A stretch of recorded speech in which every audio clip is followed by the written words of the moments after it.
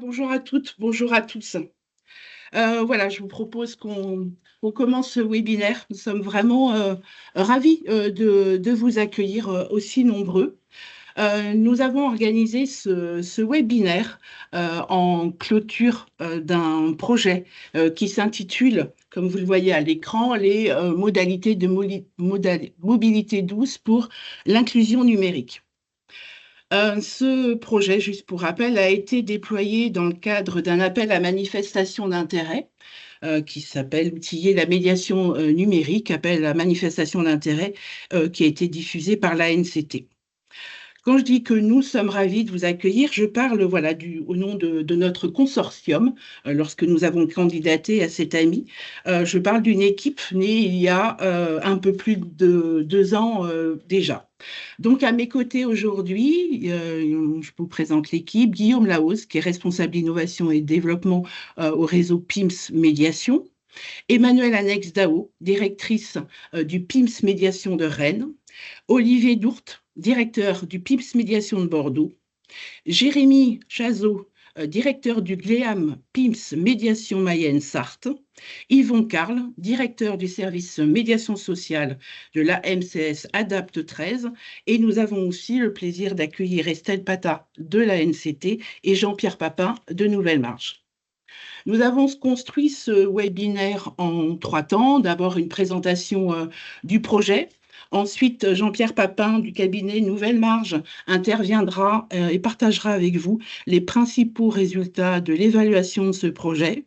Et ensuite, nous laisserons la parole à l'ensemble des structures de médiation sociale qui ont déployé le projet de manière opérationnelle et concrète sur le terrain. Juste pour vous indiquer, je suis désolée, j'ai un problème de caméra, mais ce n'est pas le souci. Vous dire aussi que ce webinaire sera enregistré et n'hésitez pas à poser vos questions dans la conversation. Avant de dérouler ce programme, nous avons souhaité confier l'ouverture de ce webinaire à Estelle Pata, qui est chargée de projet au programme de société numérique de la NCT. Je vous passe la parole, Estelle. Oui, bonjour à tous. Merci beaucoup, Sandra, pour l'introduction. Donc, je me présente en 2 mots. Estelle Pata, je travaille au sein du programme Société numérique de la NCT qui met en œuvre la politique publique en matière d'inclusion numérique au niveau de l'État. Je suis ravie d'introduire ce webinaire sur les travaux de PIMS Médiation et de France Médiation autour de ce projet de mobilité douce, donc de Triporteur. Euh, je voulais aussi remercier donc bien sûr ces 2 structures, Sandra, Guillaume, et puis donc toutes les structures et collectivités qui ont été impliquées dans la mise en œuvre et l'expérimentation de ce projet. Euh, Nous, ça répond à des enjeux qui sont très importants qu'on identifie depuis longtemps. C'est l'enjeu d'aller vers et d'aller à la rencontre des publics en matière d'inclusion numérique, et ce, en particulier dans des territoires tels que les QPV, les quartiers prioritaires de la ville. Euh, pour remettre un tout petit peu de contexte, ce projet, donc comme le disait Sandra, c'est un des 23 projets lauréats de l'AMI Outils à la médiation numérique. Cet AMI, il a été lancé après la crise du Covid et dans le cadre du plan France Relance. Et il a permis à la NCT de financer un certain nombre de projets à hauteur de, à l'époque, 6 millions d'euros. Donc, c'était un gros coup d'accélérateur pour pas mal de projets qui, à la fois, devaient renforcer, diversifier, tester de nouveaux modes d'action et de méthodologie en matière d'inclusion numérique. Et donc, on a eu des projets assez variés, à la fois des dispositifs tangibles comme là, l'action et la méthodologie autour du triporteur de PIMS et France Médiation, et puis des projets également de l'outillage numérique à destination du secteur, ou encore plus de la méthodologie et de la formation pour s'assurer que les médiateurs, conseils numériques sur le terrain étaient le mieux armés pour faire de l'inclusion numérique. Euh, Et on avait un point d'attention dans cette AMI qui était de s'assurer que à la fois les projets étaient portés avec une collectivité testée. Donc là, vous allez pouvoir le voir très concrètement concernant ce projet. Et puis qu'ils étaient à la fois aussi exemplaires en matière d'ouverture, de documentation, d'éco-conception, et surtout que c'était des projets essaimables. Donc, c'est pour cela que vous allez retrouver, et je pense qu'on vous le présentera dans la suite de ce webinaire, tout un kit d'essaimage pour pouvoir répliquer cette initiative très réussie du Tréporteur dans d'autres collectivités, d'autres territoires, et puis bien sûr en adaptant aux enjeux, contextes et publics qui souhaitent être adressés. Et donc, ce kit d'essaimage a été publié par les porteurs de projets sur, je ne sais pas si vous connaissez cet endroit, qui est les bases du numérique d'intérêt général, sur lesquelles vous pouvez retrouver bien sûr le kit d'essaimage de ce projet, mais aussi ceux de tous les autres projets lauréats. Et nous, c'est important d'insister là-dessus, puisque on est dans le contexte de France Numérique Ensemble, où au niveau de la NCT, de l'État, on a un souhait de territorialiser la politique d'inclusion numérique et euh, de faire en sorte que les collectivités, plutôt au niveau départemental, se saisissent de l'enjeu, écrivent des feuilles de route en ce sens et mettent en œuvre des actions. Euh, pour nous, c'est important qu'elles aient ce vivier de projets qui peut être très inspirant, et pour le répliquer un peu partout sur le territoire en capitalisant sur les premières expériences. Donc voilà, c'était ce petit mot introductif pour vous redire que c'est un des projets qui s'inscrit dans tout un AMI, et je suis très heureuse de voir que celui-ci a pu être mené à bien, finalisé aujourd'hui et présenté à vous tous. Voilà, merci beaucoup. Je ne vais pas pouvoir rester pendant l'ensemble de la présentation, mais je vous souhaite un très bon webinaire. Merci beaucoup, Estelle. Merci à vous. On va poursuivre avec une brève présentation du projet. Je laisserai ensuite les différentes structures et leur direction vous les présenter de manière plus concrète. Juste peut-être préciser que nous avons répondu à cette AMI dans le cadre d'un consortium. J'ai cité l'ensemble des structures tout à l'heure. Juste ajouter que nous avons été soutenus par la ville de Bordeaux dans cette candidature, et que nous avons aussi bénéficié, plus particulièrement le site de Rennes, de l'expertise du TILAB. Le TILAB, qui est un laboratoire d'innovation publique porté par la préfecture et le conseil régional de Bretagne. Et l'ensemble du projet a été copiloté par le réseau national PIMS Médiation et France Médiation. Ce projet est né d'un constat partagé par nombreux d'entre nous. Le numérique touche aujourd'hui tous les secteurs de la société et engendre des évolutions et une profonde transformation des modes de relation avec les administrations. Le défaut d'équipement, comme le manque de compétences, engendre des difficultés dans les pratiques numériques, et notamment chez les personnes les plus vulnérables. Et à ce titre, le numérique devient un facteur supplémentaire d'exclusion, un facteur aggravant de l'isolement relationnel aussi, un facteur de discrimination, en particulier dans l'accès aux droits.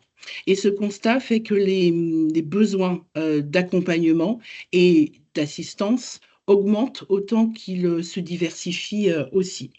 Et donc, notre sujet, notre projet à nous était de démontrer en quoi la médiation sociale et sa pratique de l'aller vers pouvaient constituer une plus-value pour à la fois lutter contre le non-recours, favoriser l'accès aux droits et aussi accompagner la citoyenneté numérique.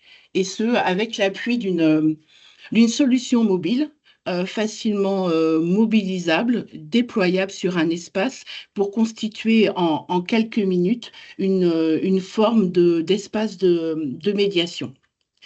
Nous avons observé trois grandes étapes dans le déroulé de ce projet. D'abord, une étape de capitalisation sur les expériences en cours expérience inspirante menée sur les territoires de Bordeaux et de Rennes. Et avec l'appui d'une étude comparative des solutions de mobilité douce réalisée par le cabinet Verton, nous sommes rentrés dans la seconde phase de ce projet qui était celle du déploiement expérimental sur d'autres territoires que sont les territoires de Laval et de Marseille. Et dernière étape, nous avons confié une démarche d'évaluation au cabinet Nouvelle Marge, d'évaluation du projet qui a été mené chemin faisant. Donc voilà, brièvement poser les grands contours du projet que nous partageons aujourd'hui avec vous. Et comme je parlais d'évaluation, je vais passer la parole à Jean-Pierre Papin, directeur associé du cabinet Nouvelle Marche, pour vous présenter les principaux résultats de cette évaluation. Merci beaucoup, Sandra. Effectivement, donc notre cabinet a été chargé par le consortium INCT d'exercer cette évaluation.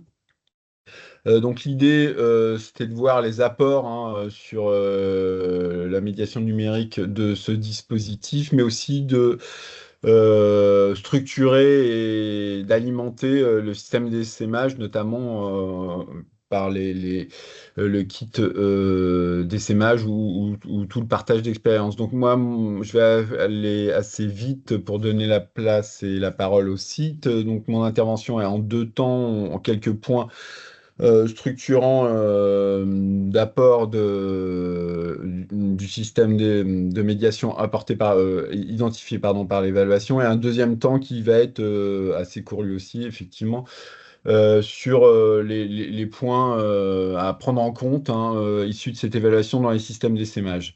Donc l'évaluation, comme l'a dit Sandra, on l'a fait un peu itinéraire, puisqu'il y avait des sites qui étaient déjà en cours, et d'autres qui démarraient tout juste. Donc, on a fait les entretiens avec les médiateurs concernés et l'équipe d'encadrement, des entretiens avec les financeurs, les partenaires du dispositif, la visite sur place, l'observation, l'analyse aussi des moyens de mobilité, triporteur ou vélo cargo selon les sites.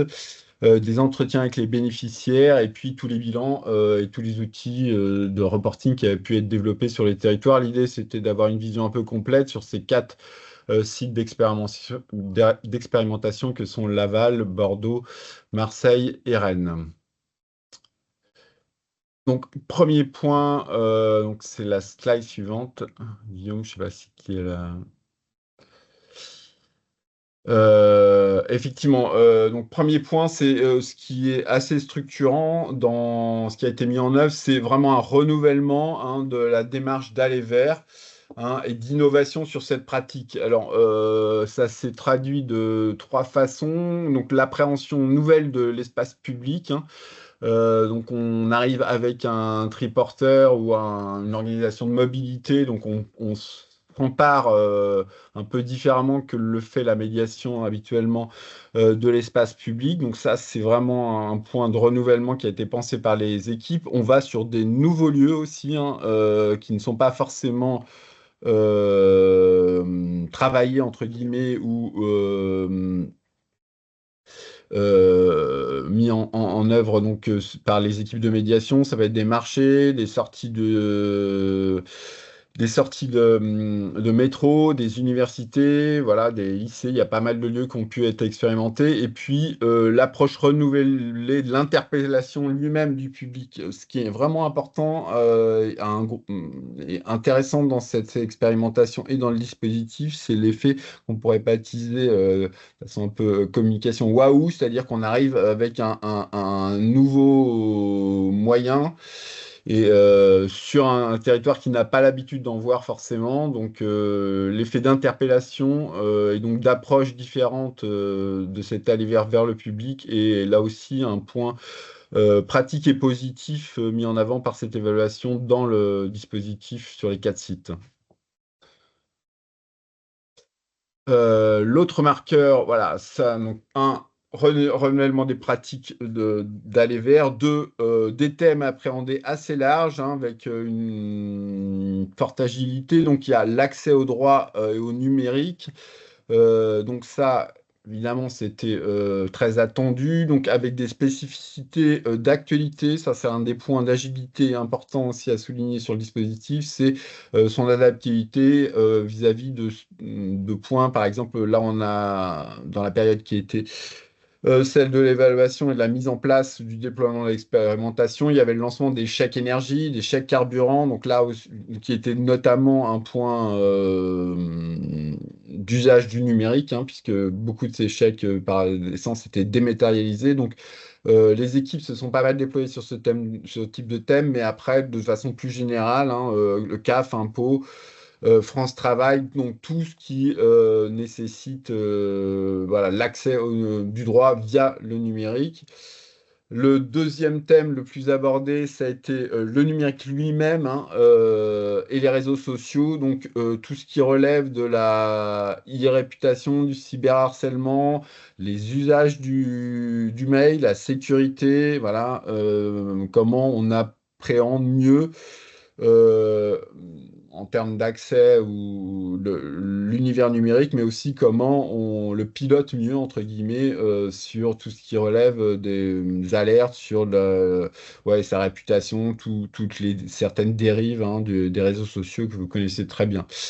Le troisième point, c'est la consommation énergétique, hein, donc sur là aussi des aspects numériques, puisque tout ce qui relève désormais, enfin une part de nos budgets sont liés sont dématérialisés et liés à des consommations donc non matérielles, hein, donc l'énergie, la téléphonie, les médias, hein.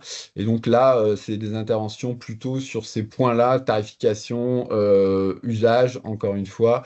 Et le quatrième point, on a été, les équipes aussi ont été aussi dans des actions de médiation, un non liées au numérique, qui sont plus habituelles, donc orientation, information sur le droit, voilà, puisqu'on est dans l'espace public, l'idée du dispositif, c'était d'être orienté sur la médiation numérique, mais pas que, hein.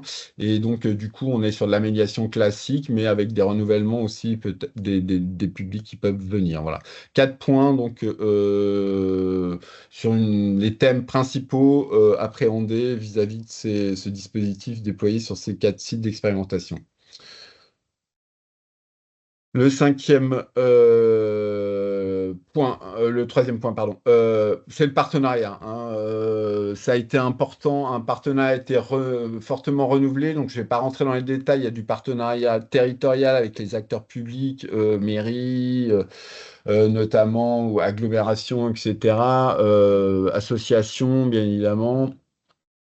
Et puis, partenaires, il y a un nombreux partenaires, emploi, social, pauvreté, il y a des sites, notamment à Bordeaux, qui sont allés pas mal avec ATD Carmonte, la Croix-Rouge, voilà, sur ces actions-là. Mais ce qui est intéressant de noter, c'est qu'il y a 2 stratégies possibles dans ce partenariat. Qui sont bien évidemment complémentaires et qui sont à chaque fois mis en place. Mais donc, du coup, c'est une stratégie de mise en vitrine du partenaire. En gros, les médiateurs, les équipes de médiation amènent donc ce nouveau dispositif de la médiation numérique via ce triporteur ou des vélos. Donc on amène cet effet vitrine un peu waouh que je vous ai décrit et on amène de la visibilité, on associe le partenaire à une sortie par exemple et on lui donne de la visibilité. Donc voilà, il bénéficie de cette approche et de ce mode d'aller vers renouvelé hein, par le triporteur ou le vélo charrette et donc on met entre guillemets en vitrine le partenaire. Donc ça, c'est un point important puisqu'il a des nouveaux publics, donc c'est un service hein, qui lui est donné à ce partenaire.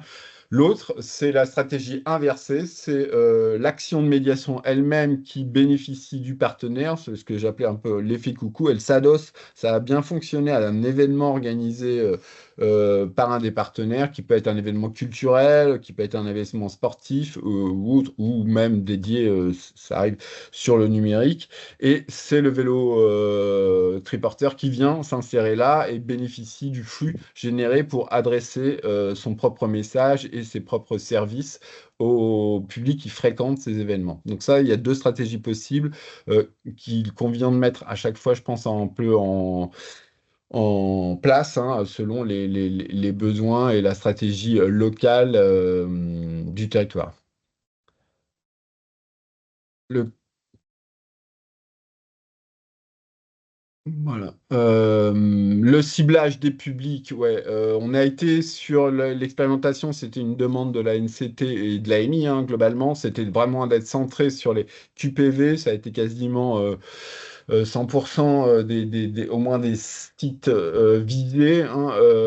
Donc là, sur les publics, je vous ai fait un focus sur ce qui avait été fait à Bordeaux en matière de recueil quantitatif, hein, sur 450 personnes, des personnes qui fréquentaient des médias, entre guillemets, 12 secteurs qui avaient été appropriés par le dispositif de Bordeaux. Donc on était sur un profil homme-femme assez équilibré, toute catégorie d'âge, hein, à la fois des moins de 25 ans et des plus de 70 ans, ok, qui représentaient 9%, voilà.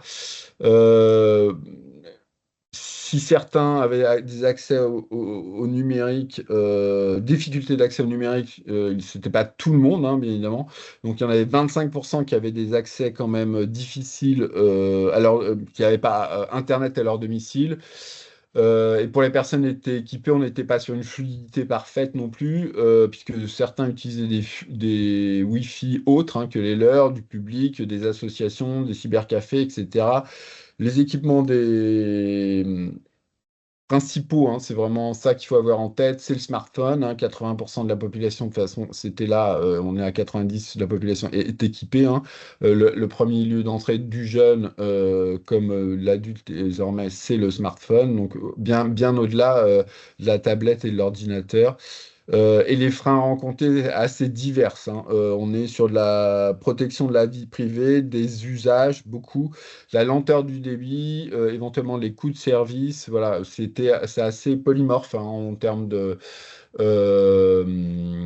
besoins, hein. On n'est pas uniquement sur de l'accès au droit, on est aussi sur de l'usage, sur de l'accompagnement global, sur la facilité, de la fluidité à avoir et appréhender cet univers numérique. Et donc, globalement, là, pour vous donner quelques chiffres, en fourchette basse, on estime qu'il y a 450 personnes qui ont été visées donc en moyenne sur les 4 sites d'expérimentation, par ces différents sites et par ces différents dispositifs, pardon, et par an.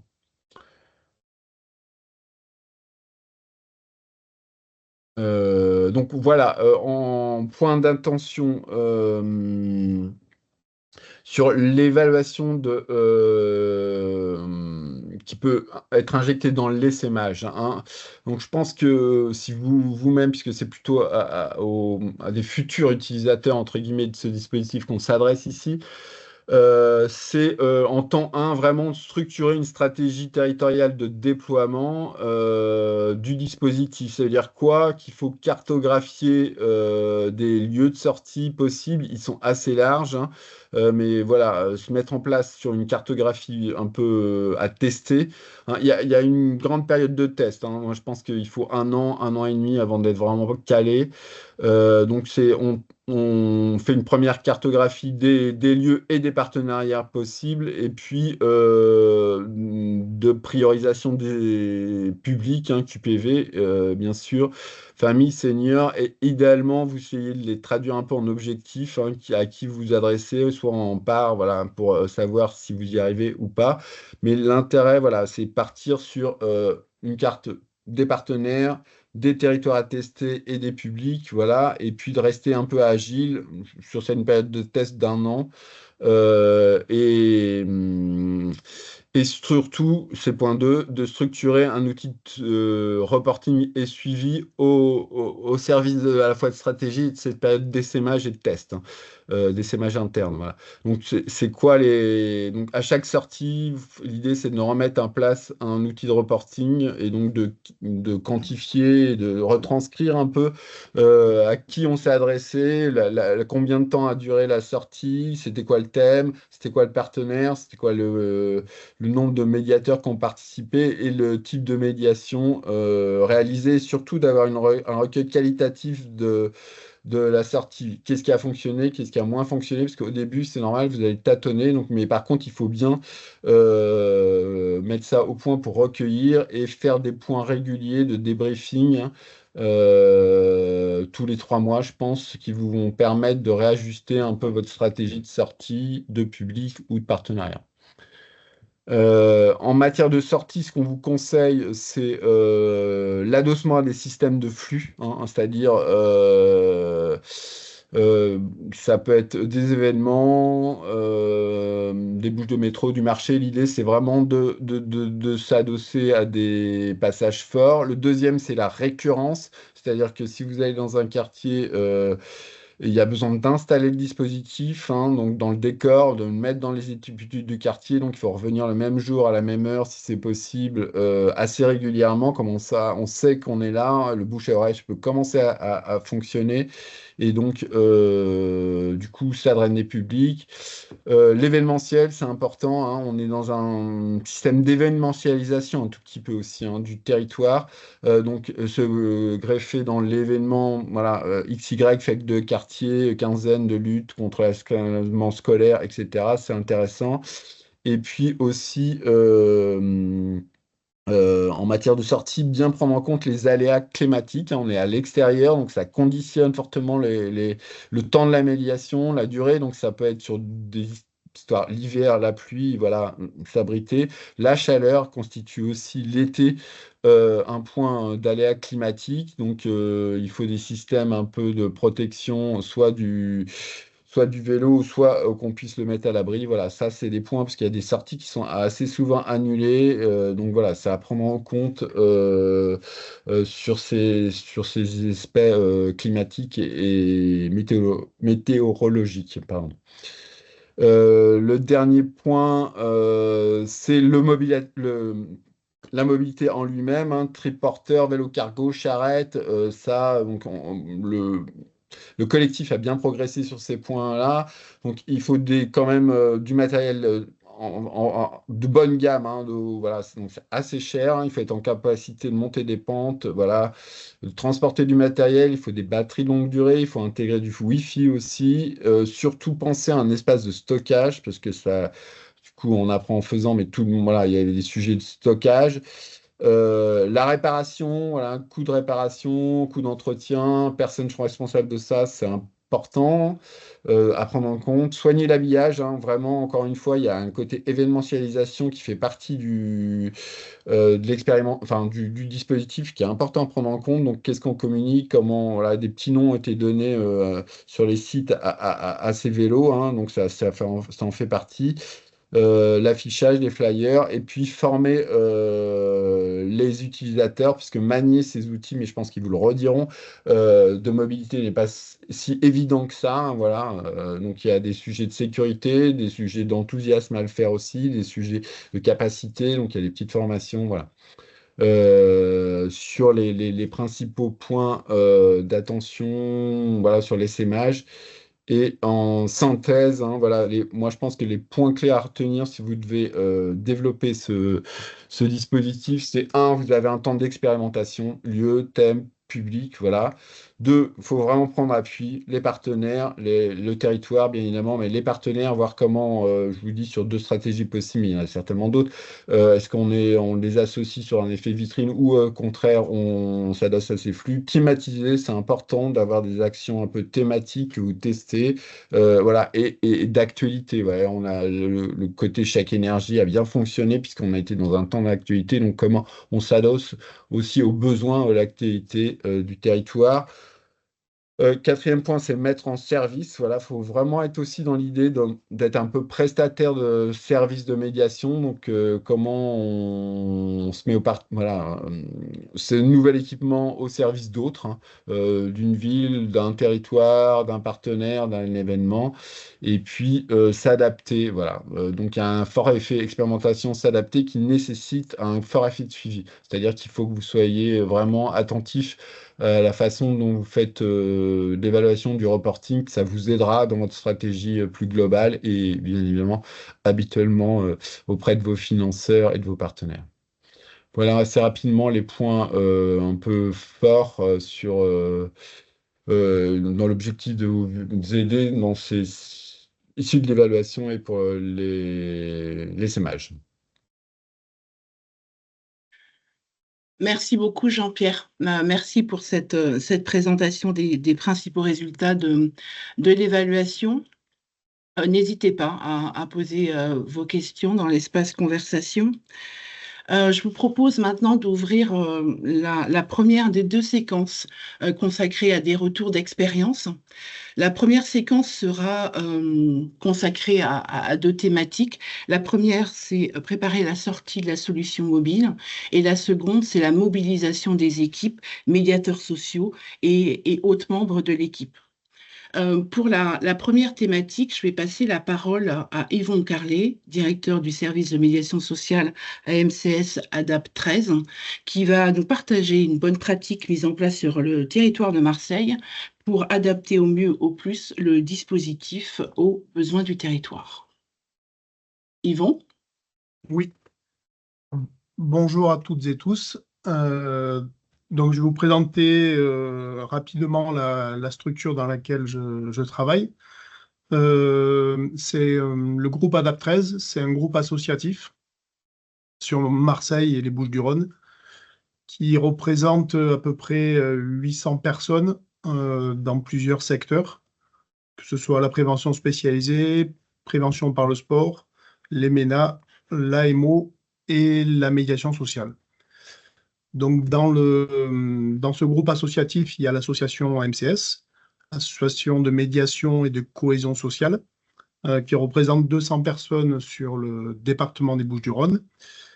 Et nous, sur le service, c'est le service uniquement sur Marseille. On est 80. Il y a 80 médiateurs qui sont présents sur l'ensemble des quartiers nord, à savoir le 3e, 14e, 15e et 16e arrondissement. Historiquement, nous avons toujours fait des ateliers autour de la fracture numérique, autour de la dématérialisation des pratiques. Et l'arrivée du tuk-tuk nous a permis, nous on l'a appelé tuk-tuk, hein, c'est le trait d'union dans les quartiers, nous a permis une meilleure visibilité et de pouvoir se déplacer dans des endroits où nous ne pouvions pas aller auparavant, n'ayant pas tout le matériel à disposition, et ne pouvant pas se déplacer avec tout le matériel. La particularité que je vais vous présenter, c'est d'avoir fait une évaluation en ligne. Donc, nous avons pu mettre en place via un questionnaire sur Framaform, mais on peut faire le même sur Doc Google, un questionnaire pour à la fois les habitants et les partenaires, pour évaluer l'utilité et la mise en pratique du triporteur, notamment sur la question de qu'est-ce que vous attendez du triporteur, de questionner aussi sur l'endroit, le lieu, les horaires, et sur la manière dont on peut répondre au plus près aux demandes des habitants et également des partenaires. Notamment, nous travaillons avec l'ensemble des bailleurs sociaux sur les quartiers où nous intervenons. Ça correspond à peu près à une quarantaine de quartiers sur Marseille.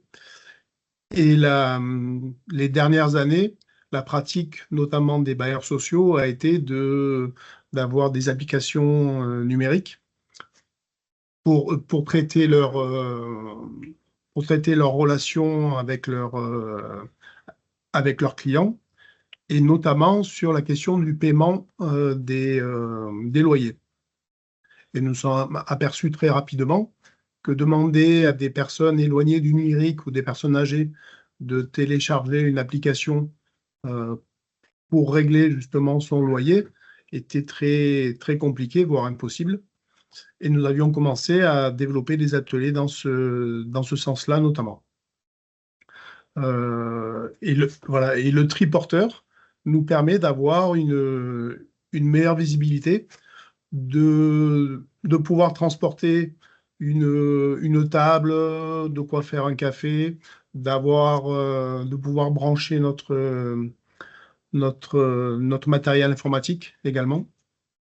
Donc c'est vraiment, ça nous permet d'être dans des endroits éloignés des structures, puisqu'auparavant, avant le tuk-tuk, nous faisions des ateliers, mais à proximité d'un local ou d'une source d'électricité. Intervenant dans des quartiers assez vastes, ça nous a permis de pouvoir être visible dans différents endroits et à différents moments. Parce que la question d'être raccroché à un local, c'est pas que l'endroit, c'est également le moment où le local peut être ouvert ou pas, étant donné que c'est un local partenaire. À partir de ce questionnaire que nous avons fait en ligne, nous avons pu mettre en place une évaluation. Je vais essayer de vous partager le document que nous avions rédigé à partir d'une évaluation sur un territoire, sur une action particulière que nous avions mis en place. Alors, je vais essayer de trouver mon document.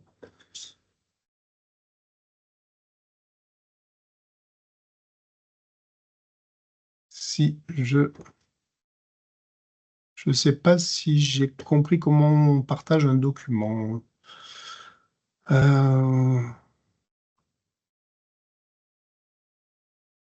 Yvon, peut-être si tu peux Oui. nous partager les résultats de votre enquête sans forcément partager ton écran, ce sera certainement plus fluide. Et Ouais. du coup, moi, je laisse la présentation en fond comme ça.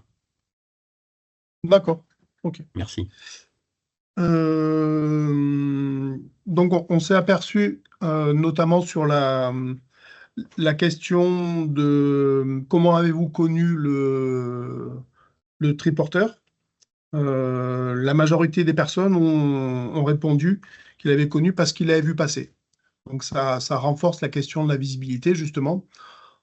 En passant sur l'ensemble du quartier, on s'est aperçu que des gens venaient même des quartiers avoisinants durant le trajet du tuk-tuk de notre local au quartier. Sur une des questions autour de l'utilité du tuk-tuk, ils nous ont répondu notamment qu'ils souhaitaient avoir des renseignements sur les activités du quartier en lui-même et sur les aides dans les démarches en ligne.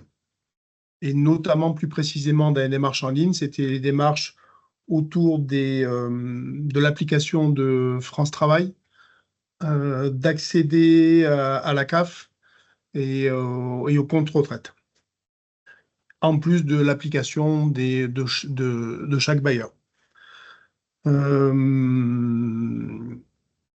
Pour les partenaires, la question, c'était de pouvoir faire connaître le dispositif et de pouvoir appuyer l'intervention du dispositif sur des sites où il n'y a pas d'association qui intervient notamment sur l'accès au droit ou sur des moments où ces associations sont fermées.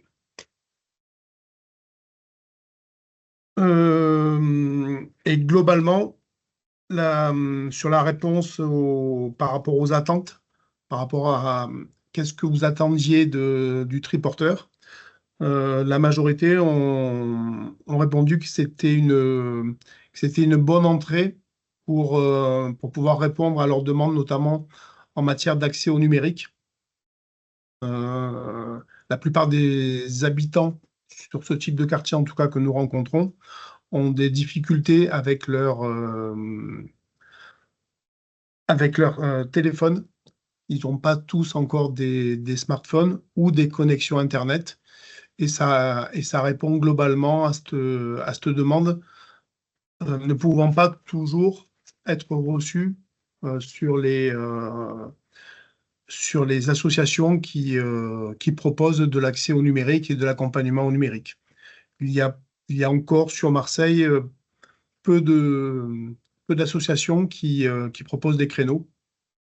en tout cas par rapport à la demande, à la forte demande des habitants.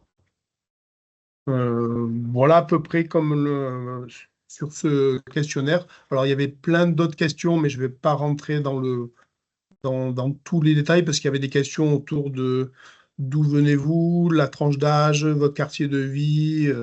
Mais c'était principalement pour vous faire part des résultats en termes d'utilisation et d'utilité justement du triporteur. Et Yvon, peut-être une question de la salle, enfin, du chat. Oui. Comment gérer la sécurisation des équipements lors des sorties? Les équipes ont-elles été confrontées à des incivilités ou à des conflits? Donc c'est Wesley qui pose cette question dans Oui. le chat. Est-ce que tu aurais des éléments, un retour d'expérience par rapport à ça? Non, nous n'avons pas eu d'incident de ce type. Alors, sachant que les équipes qui mettent en place ce dispositif sont des médiateurs qui connaissent très bien le quartier, puisqu'ils y interviennent depuis plusieurs années. Et ils sont en lien de manière globale avec l'ensemble des habitants. Donc, on n'a pas eu de soucis particuliers. Après, on choisit quand même il y a des lieux où nous avons choisi de ne pas intervenir.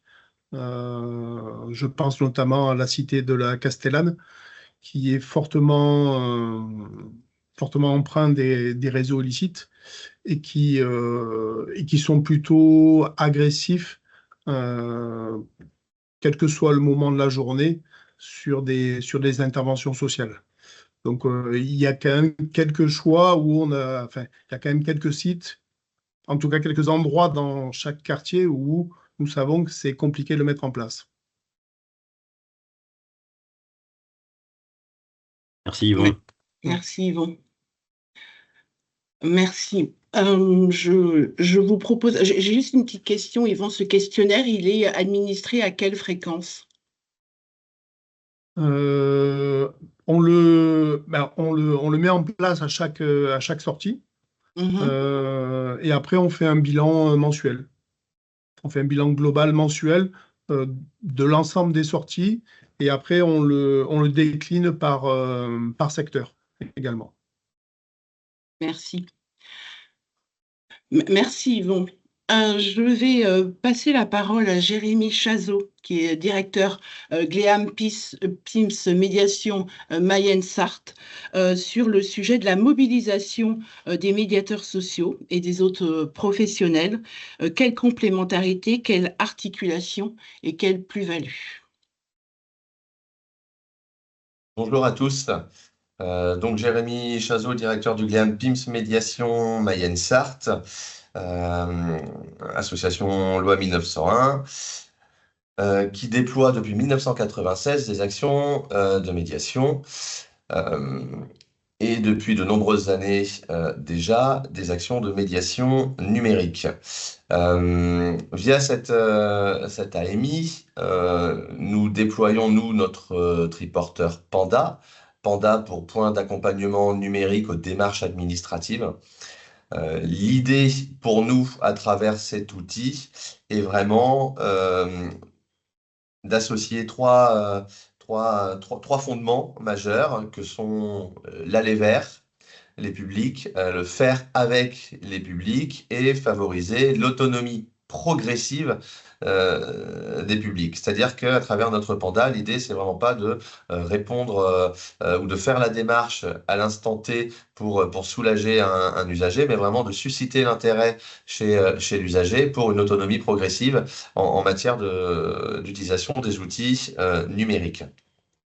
Je vais vous parler, moi, plus précisément de comment est-ce qu'on s'est organisé en interne et comment est-ce qu'on a mobilisé nos équipes pour déployer ce triporteur Panda. Il a fallu d'abord, dans un premier temps, bien choisir l'outil. C'est-à-dire que effectivement, on est parti sur ce modèle de marque Yockler, parce qu'il a 3 roues, parce que quand on s'arrête à un feu rouge, on n'a pas besoin de poser le pied au sol. On ne perd pas l'équilibre, on peut garder les 2 pieds sur les pédales et être à l'arrêt. Il n'y a pas de notion d'équilibre. Ce qui contraste avec d'autres modèles hein, qu'on avait pu essayer. Euh, Notamment des triporteurs pendulaires hein, qui nous convenaient pas du tout.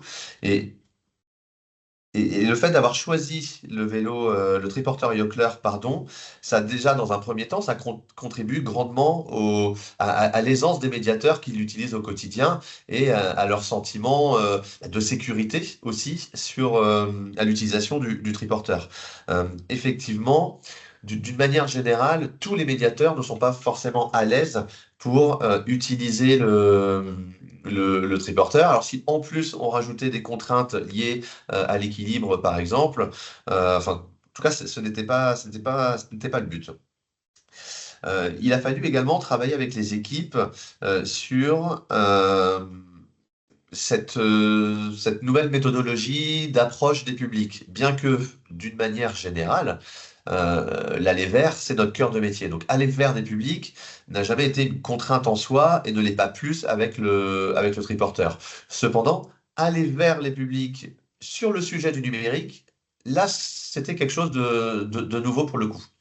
Donc il a fallu qu'on travaille aussi en interne et au final, l'utilisation au quotidien du triporteur Panda, dans une démarche de médiation sociale et numérique. En fait, cela illustre, j'ai envie de dire, ou plutôt cela concrétise tous les apports théoriques que nos médiateurs emmagasinent, notamment lors des formations des fondamentaux de la médiation sociale, communiquer efficacement en situation de médiation ou cartographier les acteurs d'un territoire dans une suite logique de médiation sociale. En fait, le triporteur, il permet vraiment de mettre en application ces fondements même de formation dont bénéficient tous nos médiateurs. Donc en fait, très vite, c'est devenu assez naturel chez les médiateurs de pouvoir utiliser ce triporteur et de mettre en application ce qu'ils ont vu lors des temps de formation et de pouvoir, pour eux, effectivement, faire le lien avec ce qui existait déjà sur le territoire. Parce que tout l'enjeu également a été de bien faire comprendre à nos équipes que le triporteur, certes, c'est un outil d'innovation sociale et numérique parce que on est les premiers et les seuls d'ailleurs sur le territoire de la ville de Laval à utiliser l'itinérance en matière de médiation numérique. Mais l'idée, c'était non pas de rajouter un dispositif plus ou moins équivalent à ce qui pouvait déjà exister. L'idée, c'était vraiment d'apporter quelque chose de complémentaire. Complémentaire, ça a été dit précédemment dans les lieux dans lesquels se déploie le triporteur, mais également complémentaire au niveau des horaires. Par exemple, sur Laval, tous les lieux d'accueil liés au numérique ou tous les conseillers numériques en poste, etc., grosso modo, travaillent de 9h à 17h30. Bon, la Mayenne, on est sur un territoire avec l'un des plus faibles taux de chômage de France, ce qui veut dire qu'entre 9h et 17h30, majoritairement, les gens travaillent. Donc, on utilise le triporteur Panda pour pouvoir aussi faire de la médiation, mais à des horaires décalés. Et donc, il a fallu aussi travailler avec nos médiateurs pour qu'on puisse faire de la médiation numérique à des horaires à laquelle on n'avait pas forcément l'habitude de le faire. Il a fallu qu'on travaille aussi avec les équipes sur la gestion de la météo. Effectivement, Marseille et Bordeaux sont de magnifiques villes, et pour le coup, Laval, c'est un petit peu plus au nord. Et notamment sur les 2 premiers trimestres 2024, on a eu une météo assez catastrophique. Il n'a fait que pleuvoir. Donc, effectivement, ça a un impact sur le fonctionnement de notre triporteur. Donc, il a fallu travailler avec les équipes pour toujours essayer de prévoir, lors du déploiement du triporteur, de prévoir une solution de repli mais qui nous permettent tout de même de maintenir une offre de médiation numérique. Ces offres, ces replis, ça peut être effectivement le partenariat développé avec les maisons de quartier, avec les centres sociaux ou ou des entreprises délégataires de services publics. Je pense à Enedis, à La Poste, avec qui on travaille beaucoup sur la notion de numérique et de mobilité. On a travaillé avec les équipes aussi, qui dit nouvel outil via le triporteur, dit nouvelle manière de travailler, dit aussi mise à jour du document unique d'évaluation des risques professionnels. Donc on a une première démarche qui a été faite dès le début, dès qu'on a reçu le triporteur, on a mis à jour notre DU à ce sujet-là, et un deuxième temps de travail quasiment 2 ans après, va être fait, là, début 2025, pour justement mettre à jour notre DU avec les 2 ans d'expérimentation du triporteur, ce qu'on avait imaginé au départ et ce qu'on a vécu réellement durant cette phase d'expérimentation. Donc ça, c'est un élément qui est très important à prendre en compte également. Il a fallu accompagner nos médiateurs à la conduite du triporteur. Bon, c'est pas une voiture, mais c'est pas tout à fait un vélo non plus. Donc, il y a un mode de conduite quand même à prendre en compte. C'est quand même, ô combien même on peut circuler sur les pistes cyclables, on circuit dans les zones urbaines. C'est quand même un petit peu plus large et un petit peu plus lourd qu'un vélo, même bien plus lourd qu'un vélo. Ce qui veut dire qu'en termes de conduite, ce n'est pas du tout la même chose. Donc nous, ce qu'on a fait, par exemple, c'est qu'on a fait passer un permis pilote Panda à nos médiateurs, c'est-à-dire qu'avant qu'ils qu'ils utilisent le Panda dans une fonction de médiation, systématiquement en interne, on a fait passer un petit test pour que les médiateurs puissent valider la conduite du Panda, mais aussi s'approprier le Panda en lui-même. C'est-à-dire qu'on ne veut pas les envoyer sur la route alors qu'ils ne sont pas à l'aise à l'utiliser. On veut qu'ils puissent être vraiment à l'aise au quotidien et que le jour où ils ont besoin d'utiliser le Panda, la question ne se pose pas, ils maîtrisent l'outil, ils maîtrisent leur outil de travail. Et puis au préalable, on a eu tout un travail autour également de la réglementation, aussi le code de la route pour les vélos. Tout simplement, qu'est-ce qu'on peut faire, qu'est-ce qu'on ne peut pas faire, parce qu'au combien même le triporteur il est large, il est quand même assez imposant. Techniquement, au vu de la réglementation, ça reste un vélo. Donc qu'est-ce qu'un vélo peut faire, qu'est-ce qu'un vélo ne peut pas faire? Et à Laval, il y a une petite particularité, c'est qu'on a énormément de sens interdits pour les voitures, mais par contre qui sont autorisés au vélo. Parce que des rues assez étroites, la collectivité estime que si le vélo il sert à droite, que la voiture elle sert à droite, ils peuvent se croiser dans la rue. Et pour le coup, avec le triporteur, ça passe pas. Donc il a fallu aussi qu'on travaille avec les équipes sur toute la préparation de son trajet en amont de l'utilisation. Ce qui veut dire qu'aujourd'hui, en interne, nous, on sait qu'il y a des rues où on ne les emprunte absolument pas. On sait que soit s'il y a trop de passages, les voitures nous frôlent, c'est trop dangereux, soit c'est des rues à sens unique, où pour le coup, on ne peut pas croiser une voiture, bien que le sens interdit ne s'applique pas au vélo, on ne peut pas croiser une voiture, ça ne passe pas. Donc il a fallu étudier aussi le territoire sur lequel se déploie le triporteur. Et puis il y a quelque chose, et là c'était une erreur clairement de notre part en amont, quelque chose qu'on n'avait pas anticipé, c'est la topographie du territoire. Laval, c'est une cuvette, peu importe où on va, ça monte et ça descend. Alors, pour descendre, c'est génial en triporteur. En plus, avec le poids, on prend de la vitesse. Ça fonctionne très très bien. Pas besoin de transpirer, pas besoin de pédaler, ça roule tout seul. Par contre, la moindre côte, le triporteur pèse assez lourd. C'est quand même assez compliqué pour les médiateurs de franchir la montée. Avec le temps, avec l'expérience, au final, ça se fait très bien. Il faut savoir que sur ce type d'outil, plus on appuie sur les pédales, moins l'assistance électrique se met en route. Donc en fait, il faut vraiment effleurer la pédale. Et là, vraiment, l'assistance électrique se met en route, ce qui nous permet de monter sans problème. Mais par contre, on va à un très faible kilomètre-heure. Donc il faut aussi le prévoir en termes de temps. Si on doit être à un lieu précis, à une heure précise, il faut prévoir aussi le temps de trajet en conséquent. l'utilisation du Panda ne motive pas tout le monde en interne. Effectivement, on a réussi à constituer un noyau de 3-4 médiateurs qui sont vraiment à l'aise à l'utiliser, qui n'ont pas de contraintes particulières à l'utiliser, puis qui y trouvent un réel intérêt aussi. C'est-à-dire que ce sont des médiateurs qui n'hésitent pas à s'arrêter au bord de la route, près du trottoir, etc. Lorsque les gens sont interpellés par le triporteur, ils voient, il y a un Panda, médiation numérique, qu'est-ce que c'est, qu'est-ce que vous faites, etc. Ben, on prend le temps de s'arrêter au bord de la route et d'expliquer. Donc il y a aussi, d'où l'importance aussi d'avoir un flocage qui attire. C'est aussi l'une des raisons de pourquoi est-ce qu'on a utilisé, enfin on est parti sur ce modèle-là, c'est qu'on trouvait qu'il était assez visible pour le coup, et ça permet d'interpeller les gens avant même qu'ils nous sollicitent pour du numérique, ils nous sollicitent de vous faites quoi, vous êtes qui? Et c'est cet intérêt-là qui nous permet derrière d'expliquer notre rôle en matière de médiation numérique et du coup de susciter un intérêt aussi chez les personnes.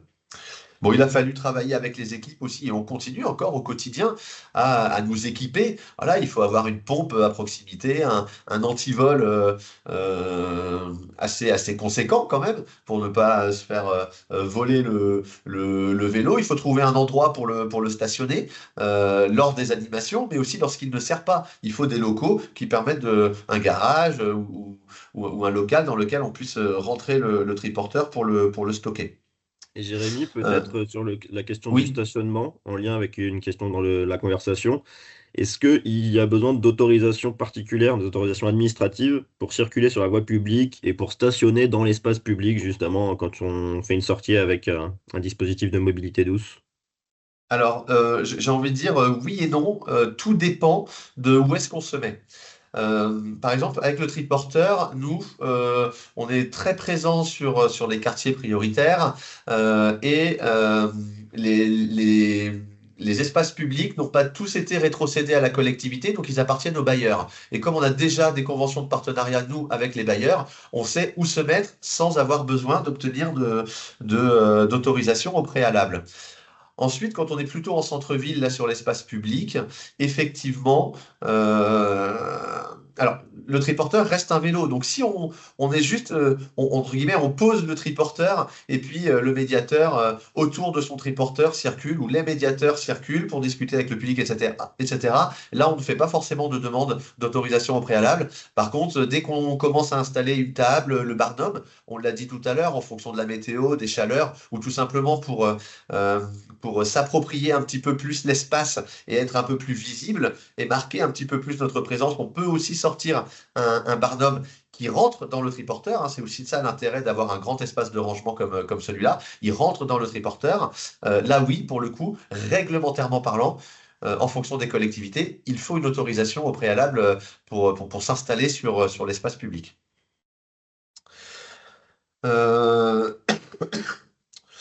Voilà, je pense avoir fait un petit peu le tour. Je pourrais terminer, parce que j'ai encore plein de choses à dire, mais je sais que le temps est compté.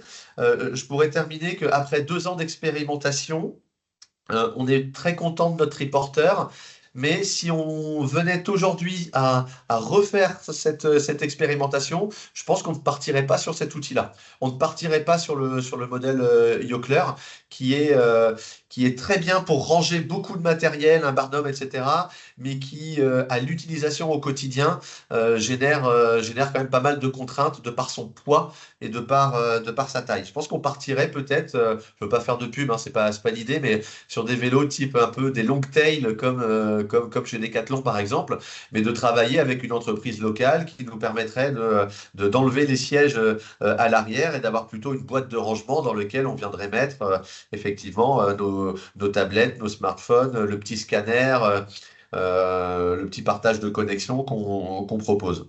Mais à l'inverse, voilà, le Yockler, il a vraiment ce point fort d'être stable, ce qui est vraiment très rassurant au quotidien pour les médiateurs.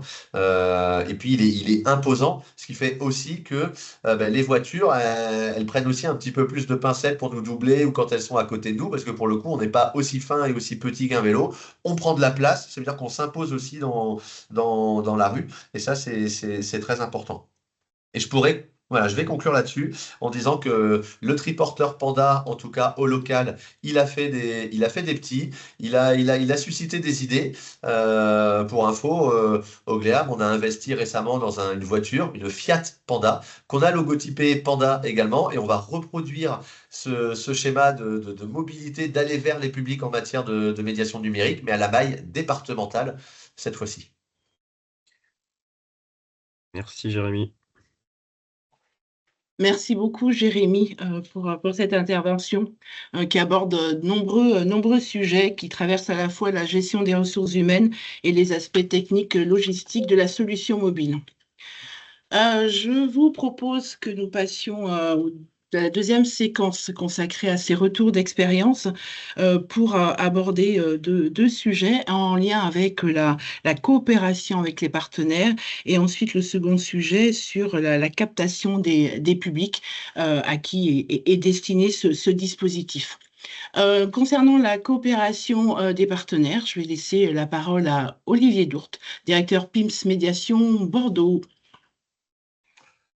Oui, bonjour à tous. Alors PIMS Médiation Bordeaux, comme tous mes collègues PIMS en France, c'est une association en loi 1901 qui a une norme AFNOR de la médiation sociale, qui œuvre sur le territoire depuis 10 ans, soutenue notamment par la mairie de Bordeaux, par Bordeaux Métropole et les grandes entreprises de services publics que je ne détaillerai pas ici, mais voilà. Donc moi j'ai eu la chance d'arriver au PIMS Médiation Bordeaux au moment où le dispositif avait été imaginé par la directrice qui était à ma place avant moi, Nadia Laziz, et par la structure avec laquelle on travaille et qui est hébergée également dans nos locaux, qui est le GIG Médiation.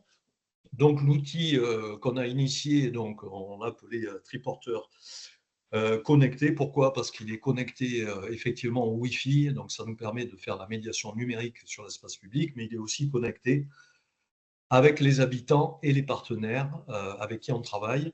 Et donc, je peux faire le lien avec la première thématique de notre sujet à développer, c'est-à-dire coopérer avec les partenaires. Très rapidement, en fait, on a eu la chance à Bordeaux d'être, entre guillemets, médiatisé avec notre triporteur. Rapidement, ça veut dire qu'on a eu rapidement un article dans Sud-Ouest, le journal départemental local. On a eu ensuite un reportage sur France Télévisions. On a eu un reportage dans Bordeaux Magazine, le magazine de la mairie de Bordeaux. On a eu un article dans Pays et Quartiers d'Aquitaine. Enfin, voilà. Et on a fait nous-mêmes une vidéo parce qu'il nous a semblé intéressant de pouvoir faire connaître ce dispositif au grand public et surtout aux structures partenaires qui pouvaient être intéressées par notre déploiement sur l'espace public. Donc très rapidement, en fait, coopérer avec les partenaires, ça s'est fait assez naturellement parce que ce sont plutôt nos partenaires qui sont venus vers nous. On fait notamment partie d'un groupe numérique inclusif qui est porté par Bordeaux Métropole, qui regroupe environ 150 structures autour de l'innovation sociale, du numérique et du social tout court.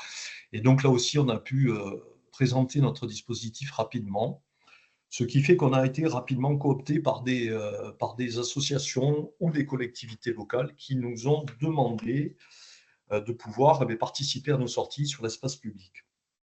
Donc dès le départ, nous avions plusieurs objectifs avec ce triporteur connecté. C'est d'abord d'occuper l'espace public dans des endroits où personne ou plus grand monde n'allait en fait. Donc en quartier prioritaire de la ville de Bordeaux et de Bègles, ça a été vraiment le choix assumé d'aller dans ces quartiers avec ce dispositif, comme l'a dit Jérémy, qui est visible sur l'espace public. Hein. Il est marqué de couleur, vous le voyez. Comme nos collègues marseillais et dans les autres territoires où un dispositif de ce type est déployé, on offre toujours le café, le thé l'hiver autour d'une table, sirop à l'eau l'été pour permettre effectivement d'avoir un petit côté convivial et on est rapidement vu sur l'espace public. Donc, occuper l'espace public, assurer la présence active de proximité dans les quartiers. Ensuite, qu'est-ce qu'on propose, qu'est-ce qu'on s'est fixé comme objectif? C'est bien évidemment de faire de l'aller vers pour faire venir. Parce que bon, on n'est pas là pour simplement occuper l'espace public, on le fait dans l'optique effectivement de notre métier qui est aussi l'orientation vers les structures et les dispositifs d'accompagnement des personnes. Et donc, en pied d'immeuble dans les quartiers prioritaires, ça nous permet effectivement d'orienter les personnes en fonction des problématiques qu'elles rencontrent. En fait, ensuite, on a bien évidemment tout ce qui concerne l'accès aux droits et aux services publics, comme je vous l'ai dit. Et enfin, on déploie aussi, mais j'y reviendrai, une offre de sensibilisation aux bonnes pratiques sur Internet devant et dans les établissements scolaires. Donc, le dispositif en co-animation, d'abord, il se prépare en amont, hein, c'est ce qu'il faut quand même imaginer. Bien évidemment, on a des réunions de travail avec les structures qui nous mobilisent. Nous, on en a eu principalement de deux types. Hein. Ça a été d'abord les collectivités locales, hein, la mairie de Bègles et la mairie de Bordeaux. Par exemple, la mairie de Bègles nous a demandé de venir à côté des distributions alimentaires de la banque alimentaire. Donc ça, on le fait de manière régulière, ce qui nous permet effectivement de capter des publics qui sont en grande difficulté et qui peuvent avoir besoin de notre appui, tout simplement, par exemple, pour recharger un téléphone auprès de notre triporteur ou pour faire des démarches en ligne qu'elles ne pourraient pas faire en autonomie. Ensuite, on a fait, par exemple, le service jeunesse de la mairie de Bègles nous a demandé également d'intervenir sur la quinzaine nationale de la lutte contre le harcèlement scolaire. On a travaillé donc avec les médiateurs du GIP Médiation, hein, qui sont aussi des promeneurs du net.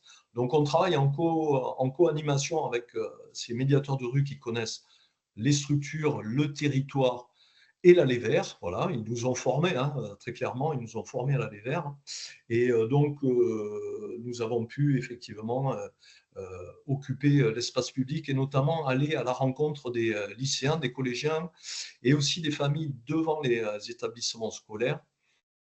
Ce qui nous permet de capter les parents, par exemple, une fois qu'ils ont déposé les enfants, ils ont du temps de libre et ils sont souvent attirés par notre équipement, hein, qui est vraiment visible sur l'espace public, qui attire l'œil et qui permet donc de capter un peu l'attention et d'avoir des premiers contacts avec ses parents pour, voilà, après on fait notre travail de médiation sociale, hein, ça veut dire l'orientation, l'information sur le cyberharcèlement, sur la protection des données, etc., etc. Ensuite, on a eu des demandes qui ont été faites par des associations qui ont souhaité bénéficier de notre savoir-faire et de notre aller vers sur l'espace public. Je pense par exemple à la Maison de l'Emploi et des Entreprises de Bordeaux, qui, quand elle organise un salon de l'emploi dans un quartier, par exemple à Bordeaux, ça s'appelle « On recrute dans votre quartier », le dispositif porté par la Maison de l'Emploi, ça permet en fait du retour qu'on a, hein, de la Maison de l'Emploi de sourcer des publics qu'ils ont du mal à capter autrement.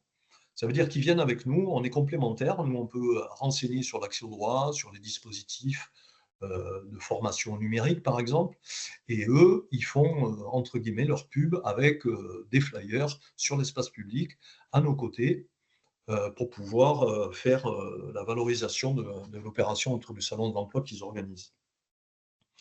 Enfin, on a été aussi sollicité par d'autres associations du type Café Mobile en plein air, qui regroupe plusieurs assos qui s'installent sur l'espace public pour permettre d'expliquer aux gens les services dont ils peuvent bénéficier localement par les associations qui y sont implantées. Et donc, on nous téléphone ou on prépare ces réunions très simplement en invitant nos collègues dans nos locaux et en leur disant voilà comment on va se déployer sur l'espace public, voilà le matériel dont on dispose et voilà la manière dont on coordonne notre action collective, ce qui permet en fait à des structures qui n'ont jamais fait d'aller vers de pouvoir s'initier à ce type de pratiques sur l'espace public. C'est aussi une manière de faire un effet de groupe, hein, sur les lieux et ça incite les gens à venir nous rencontrer un peu plus. Ça permet aussi une meilleure efficacité d'animation avec des modalités d'animation différentes. Comme je vous l'ai dit, nous, on a nos petites tablettes, notre café et notre chocolat. Et puis, les associations peuvent avoir des kakémonos, on en a aussi. Donc, on essaie de diversifier en fait la méthodologie suivant les espaces. On ne déploie pas systématiquement le même matériel partout.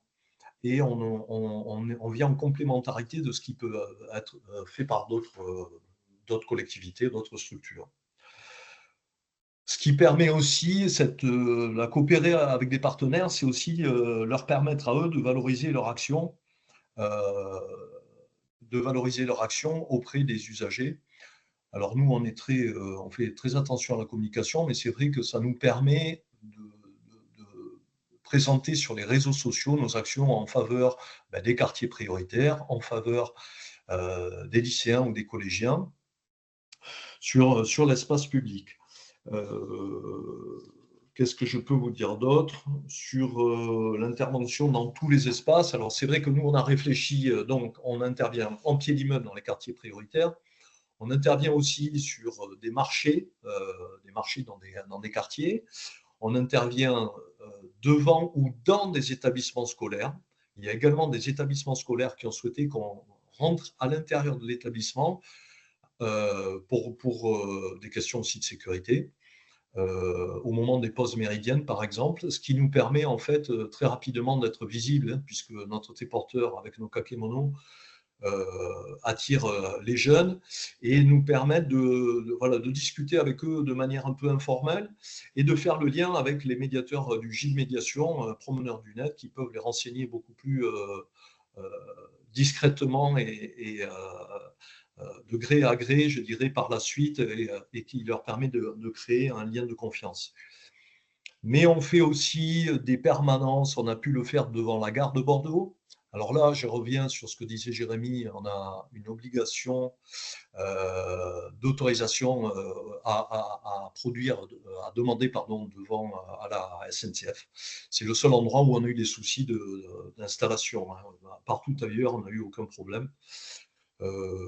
Voilà ce que je peux vous dire rapidement sur la coopération avec les partenaires et l'intervention dans les espaces publics. En fait, nous, on travaille aussi au jour le jour, on fait le point systématiquement sur nos sorties pour savoir si on a vu du monde ou pas, si c'est intéressant ou pas. Et ça, c'est le travail des médiateurs qui remontent du terrain, qui nous font le point quotidiennement. Mais ce qu'il faut savoir aussi, c'est qu'à Bordeaux, on ne cherche pas systématiquement le nombre non plus. La récurrence des sorties dans les quartiers prioritaires nous a permis quand même de capter des publics parce qu'on y venait souvent, parce qu'on y venait régulièrement. Et même si on ne voit pas beaucoup de personnes, c'est souvent des personnes qui ont de réels besoins d'accompagnement. Et la permanence de notre activité et de notre présence permet à ces gens d'avoir confiance en nous et de pouvoir être accompagnés. Voilà, ils ont besoin de temps et c'est important de s'y installer longtemps. Voilà, j'espère que j'ai un peu brossé rapidement la thématique que j'avais abordée avec vous. Merci beaucoup, Olivier. Juste une petite question. Je sais bien que ce n'est pas dans le nombre, comme tu viens de le préciser, mais en moyenne, combien de sorties du triporteur par mois? Alors nous, on essaie de sortir au moins 2 ou 3 fois par semaine en fonction de la possibilité que nous offre la météo, mais on essaie au moins de sortir 3 fois par semaine. Voilà. Il faut dire qu'on a 2 triporteurs, en fait, un sur Bordeaux Nord, un sur Bordeaux Sud. Et le fait de travailler avec d'autres structures nous permet aussi de multiplier les sorties. Donc ça mobilise nos médiateurs et conseillers numériques, puisqu'on fait souvent des sorties avec un médiateur social et un conseiller numérique. Et on peut aussi bénéficier de la présence des médiateurs du GIP Médiation, qui sont les médiateurs de rue qui viennent en co-animation sur l'espace public avec nous. Merci. Merci, Olivier. Je vais passer la parole à Emmanuelle Anex-Dao, directrice du PIMS Médiation Rennes, sur le sujet aussi central, fondamental de l'animation de l'espace public. Comment habiter, comment occuper l'espace public avec l'appui d'une solution mobile. Oui, bonjour, merci Bonjour. Sandra. Je ne vais pas répéter donc ce qui a été dit déjà par mes collègues, hein, puisque ce travail collaboratif a permis aussi de réfléchir concrètement ensemble en comparant les modalités. Donc, comme vous le voyez, Rennes a démarré en fait cette expérimentation collective que nous avons appelée avec le TILAB et l'expérimentation Medlové. Et vous voyez en bas de la slide le magazine, ce magnifique magazine que vous pouvez télécharger gratuitement et vous en inspirer, puisque occuper l'espace public, c'est aussi occuper un espace qui évolue tout le temps, mouvant, et donc pour lequel il faut aussi réfléchir. Autant les outils techniques évoluent, comme le disait Jérémy, et que s'il y avait de nouveaux choix, voilà, ils choisiraient peut-être autrement. Et je pense que et vraiment les outils techniques en matière de mobilité douce et active évoluent. Tous les jours, il y a des nouvelles choses. Donc, il y a vraiment à s'inspirer de beaucoup de choses. Et puis, occuper l'espace public, c'est être aussi devant l'actualité et les ambiances des lieux, des territoires et de l'actualité que traversent les habitants de ce territoire. Alors, comment? Vous le voyez, c'est donc un vélo cargo avec plusieurs modules, puisqu'on a souhaité, avec des éléments de réemploi, créer du mobilier urbain pour s'installer aussi dans cet espace public. C'est ce qu'on appelle le module confort. Le module confort, c'est vraiment prendre place et reproduire le chez-soi un petit peu dans l'espace public. Vous aurez des détails, bien sûr, dans le magazine. Je ne vais pas m'étendre, puisque je vais passer après plus au rôle également. Et puis, je vois qu'on a perdu beaucoup, puisqu'on s'approche de 12h30 de participants. Enfin bon, et moi, j'écoute rarement les webinaires enregistrés, mais bon, voilà. Je vais faire court, du coup. Et le module bonjour, vous le voyez, c'est le vélo tout seul, puisqu'on peut scinder les deux modules, et c'est là tout l'intérêt. Et donc, dans le box, on peut mettre de l'info, mais également, on peut le mettre de côté, parce que c'est une ardoise qui nous permet d'inscrire la thématique du jour. Les collègues en ont parlé, ça peut être sur le numérique, ça peut être sur l'emploi. Voilà, il peut y avoir différentes thématiques selon les différents partenariats créés, comme en a parlé Olivier. Voilà, alors le module bonjour, c'est vraiment le point d'accueil convivial où on pose aussi, les collègues le disaient, il faut aussi créer de la chaleur, créer du lien. Et donc, il y a le thermos café, le thermos eau chaude, avec, vous le voyez là, sur le mobilier urbain, l'occupation, avec notre petite table et les différents éléments pour accueillir sereinement aussi une personne. Et derrière, on le voit moins bien, j'avais mis une autre photo sur l'îlot, vraiment l'occupation de l'îlot, où là, on est lové sous le bimini, qu'on veut agrandir, parce qu'on souhaite faire évoluer un peu quand même ce vélo cargo, la bicyclette numérique, notre benne, voilà, où là, on va traiter l'action, et donc c'est le rôle dit du Robinson, ou de la Robinson, qui est ancré dans son îlot, avec le nécessaire, et il est prêt pour accueillir les personnes qui ont besoin d'être accompagnées sur la thématique proposer. Alors souvent, c'est de la médiation sociale pour nous et de la médiation numérique, puisque le numérique traverse aujourd'hui l'ensemble des services, notamment les services publics. Voilà, donc on va aider et on a le stock et le rangement nécessaire dans l'îlot pour avoir la batterie nécessaire, les branchements sur la table. Là, on ne voit pas bien, mais je vous invite à consulter le document. Donc, en effet, on a identifié 5 rôles. Ces derniers peuvent néanmoins évoluer, hein. Les collègues l'ont abordé de différentes manières. Alors, il y a l'aubergiste, hein, bien sûr.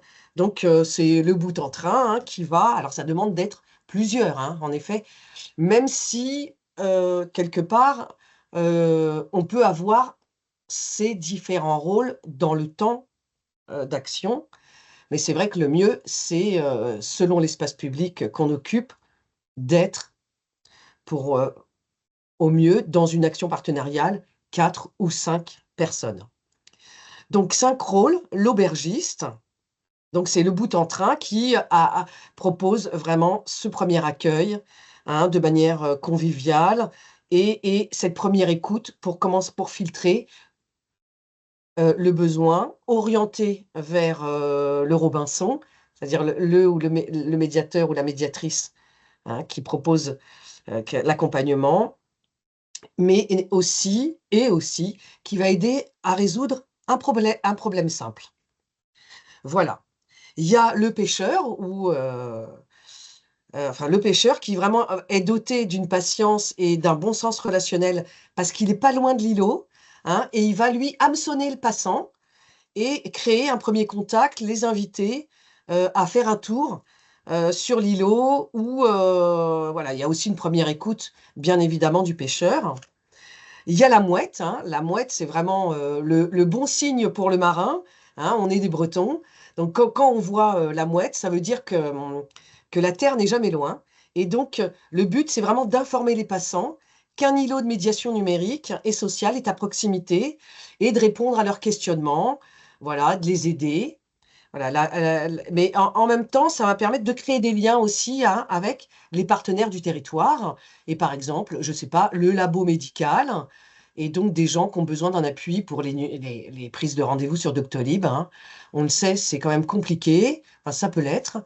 Voilà, donc et le dernier, on en parlait dans la sécurité, ça a été abordé un petit peu par les collègues là, lié à la sécurité, c'est le gardien de phare. Hein, la gardienne ou le gardien de phare, c'est vraiment celui qui va superviser un peu l'ensemble, du haut de son phare.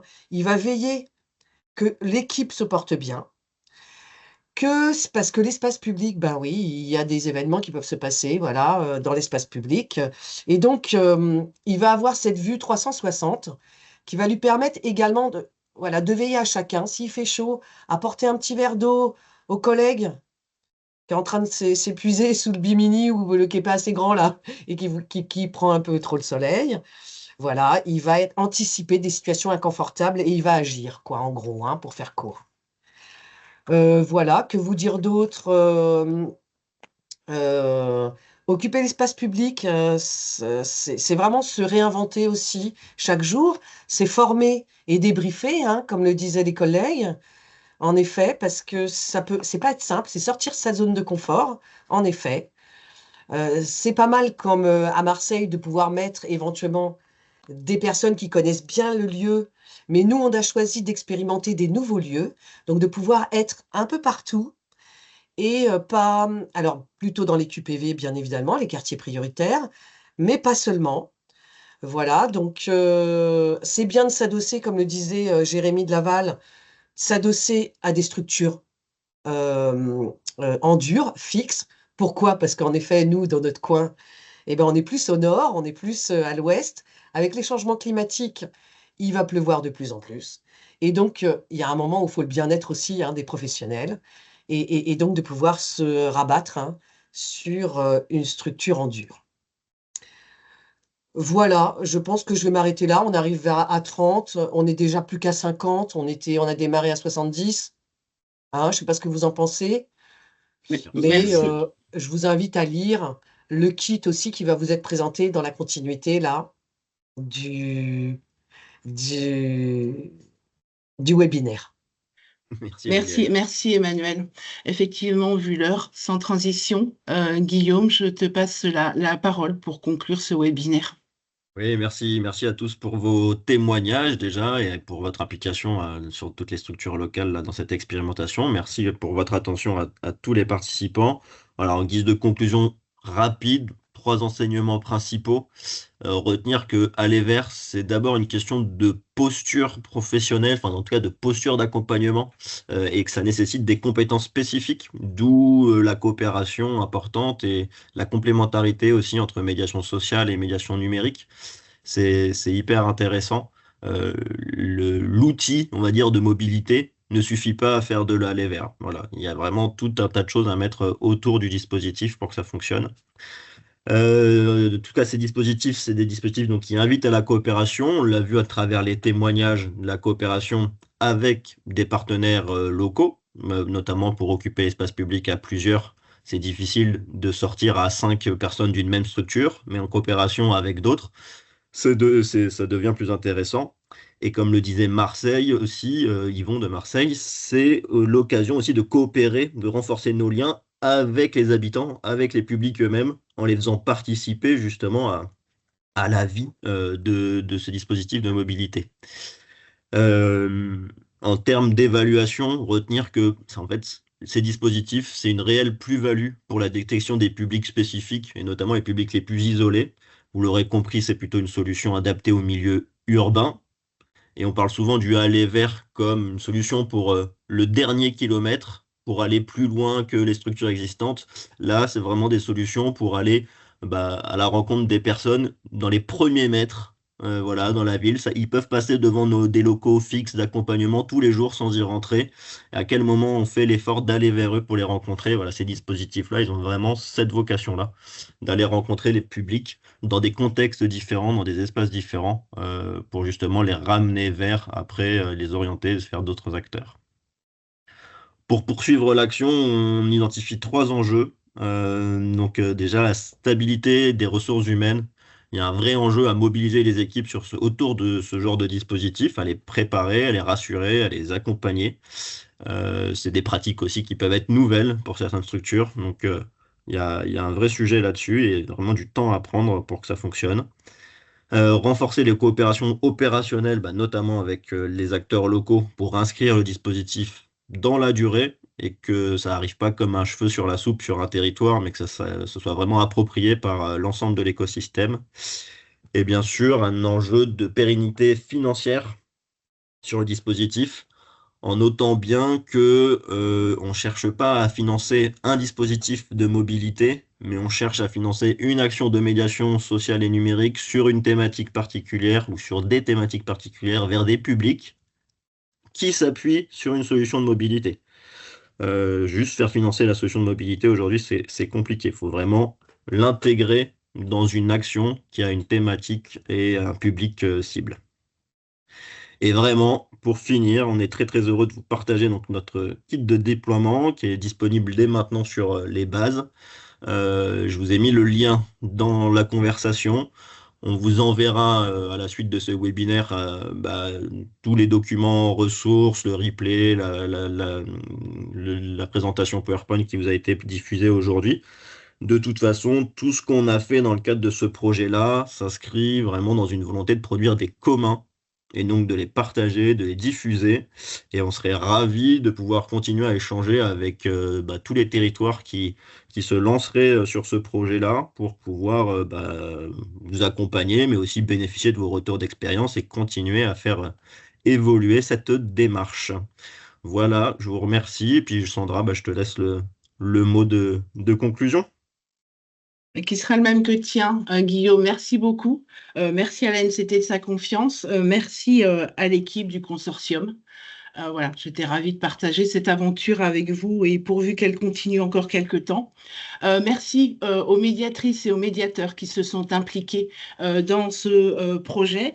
Un clin d'œil aux équipes de communication qui nous ont aidés à finaliser aussi ce projet. Merci à vous qui êtes restés jusqu'au bout avec nous. Et puis, je vous souhaite un bon appétit, une belle fin de journée, un bon week-end et à très bientôt pour de nouveaux projets.